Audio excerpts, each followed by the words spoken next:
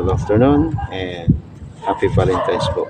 So yun po ang pitsa kung saan ay ito po ay February 14, araw daw ng mga puso at nagmamahalan. Tinuturing na ito ay pagbibigay especially sa kanyang mahal.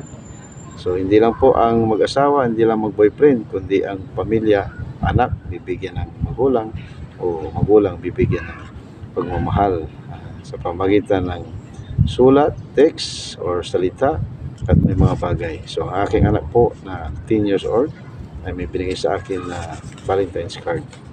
Yan, basahin natin. Happy Valentine's.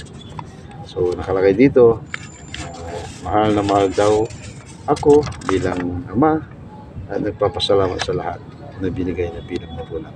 So ganun po. At may kalakip na ito sobre sa Chinese po ay ampaw. Hindi ko alam kung magkano ito. Alright.